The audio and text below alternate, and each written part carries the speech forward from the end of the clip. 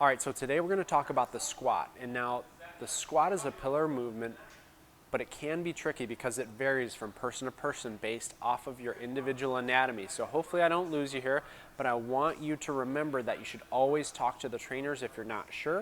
If you have any questions, remember we're going to be there to help tweak your squat stance so that you're in the best position for you individually. Okay, so now to keep it simple, there's really just two different positions that you'll be in with your stance. Okay, you're either going to be in a narrow stance with your toes relatively pointed straight forward, or you're going to be in a wider stance with your toes opened up a little bit. Okay, to keep this simple, to make it make sense for you, if you're taller, odds are you're going to be in this wider stance.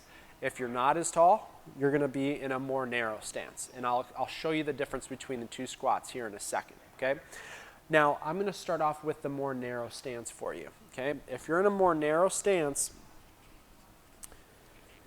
and we're right here, your knees are going to move forward more and your upper body is going to stay taller as you go down through your squat, like so. So this is what is called a knee dominant squat. This is typically for people who are shorter or have shorter femurs, this upper leg bone here. If you are taller, okay, this is where you're going to be in a stance that's wider and your toes are more opened up. So with this stance, you're going to notice a big difference here with the direction of my hips. This one, my wider stance, my hips are going to go back much further. My upper body is actually going to fall forward a bit as I come down. Okay? This is again for people who are typically taller or have longer femurs. Okay? So these are two different types of squats. It's our job to help you figure out the best and most efficient one for you. Okay?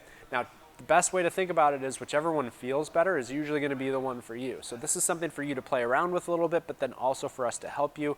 If you have any questions, let a trainer know, and we'll spend a few extra minutes with you to figure out your ideal squat stance. Okay, so hopefully this was helpful, and can't wait to see you in the gym soon.